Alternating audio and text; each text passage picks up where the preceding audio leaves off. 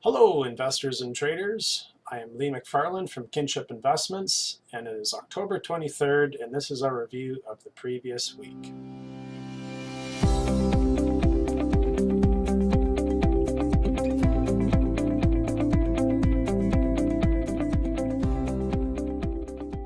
So before we get into the details of how we did and what we did, and there's some really interesting things that I ran into in regards to margin. And as an options trader, margin is king. We have to really pay attention closely to how it's reacting with our broker. Are we exposed to a certain risk that the broker is anticipating, so that is there a way to adjust to that, those sort of things. But first I want to put up a picture, and you can see right here it is an amazing amount of profit for the day. And I had to do a couple of head shakes on this one, but you know, once in a while it's nice to see that an account and a particular position could be up $8.5 billion. That's quite a surprise, and we enjoyed seeing this. I think this was a couple weeks ago, and I wanted to bring it up on a previous video. But here it is now, as I dug it up again, and I still get a chuckle out of it. I did not have $8.5 billion of profit on that position, I'm sorry to say. So to move on for the previous week, we had an up and down week. It was very interesting on Tuesday. We options on the November option expired on the Tuesday. So that was the only major impact for our portfolio for the week in that respect. But in other respects, it affected us in the margin, and I'll get to that in a moment. For the overall week, we're up about 1 and a little bit percent. So our overall percentage gain was 7.58% for the month of October. We're looking forward to the final week and a half of October to show that we can continue what we're doing. So let's get into what made the week interesting for us.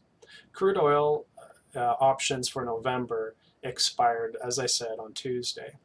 And what happens is if you're utilizing some long-only call and put options to hedge your risk, that will adjust your margin when they expire. So, for example, we have usually over 50% available for margin. So that means that at any one time, if we had $100,000, 50,000 would be available to buy and sell any contracts as initial margin. So we are a little different in a lot of other companies where they may go up to 80 and even 85% of their total cash to margin. We're a lot less than that, and we still do well enough and have that margin of safety, if you will. So what was interesting is when those options expired, our margin went from about 55% of our cash position available down to only 10. And that's a big movement for your margin availability. So I will post up a couple pictures. One is here.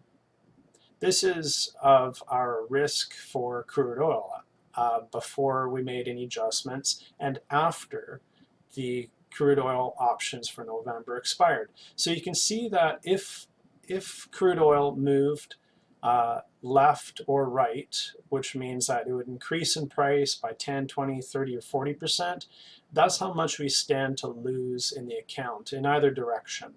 So obviously the broker would look at that and say, that is a risk that we want the investor or us to bear and not the broker, which makes sense. So what do we do to take those margins back to a point where it's manageable?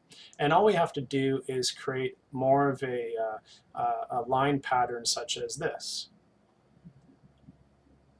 And what you see here is the tail risk of when crude oil moves down or up substantially.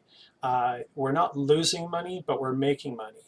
And all we really need to do for that to happen is to buy options on the calls and the puts far out of the money. So simply we just had to pay $150 US to buy 6 contracts for us and for this time on either side.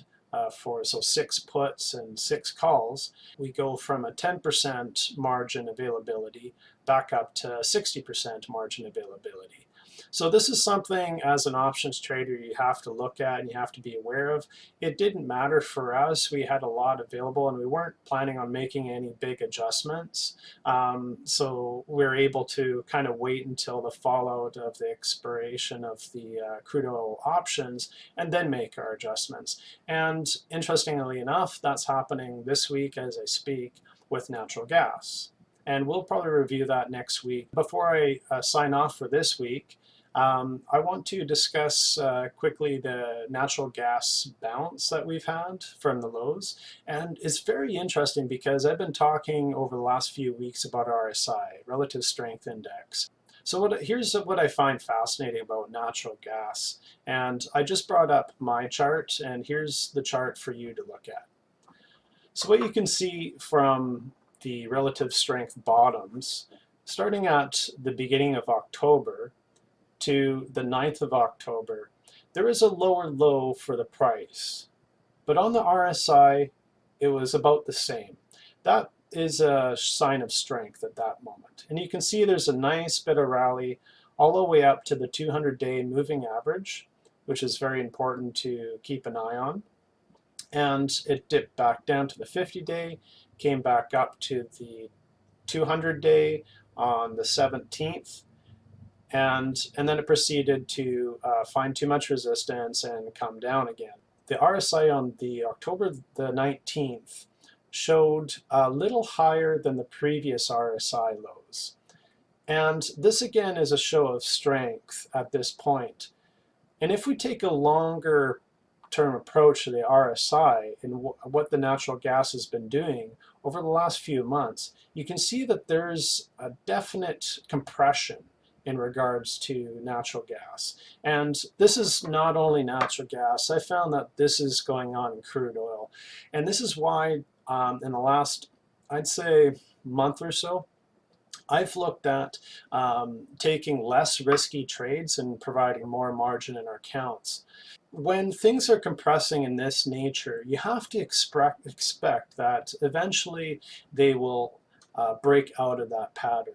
And when they do, when you have such compression for a long period of time, it's usually a substantial move. And you have to expect when you're dealing with commodities that can move 10, 20%, that they may be ready to do that shortly. If you have a long-term approach to what you're selling and you are only holding them for 1 to 3 months, you have to consider these ultimate ramifications. If you're a QQQ trader trading weeklies or the SPYs trading weeklies, this may not be such a concern. Maybe on the shorter term time frame, you might get this compression and you might need to be aware of it. But this is especially important when you're dealing with commodities. So we look at taking lower delta positions when we see such a compression. We're still making a good return on our investment, but we're providing even more safety for ourselves. When you have implied volatility for natural gas at over 40%, there's a lot of money on the table that you don't need to risk. So it'd be great to see how we progress moving forward now that we've had a good solid 4 months with our new systems in place. I hope you enjoyed our week video, and I look forward to seeing you next week. Thank you very much, and I'll talk to you later.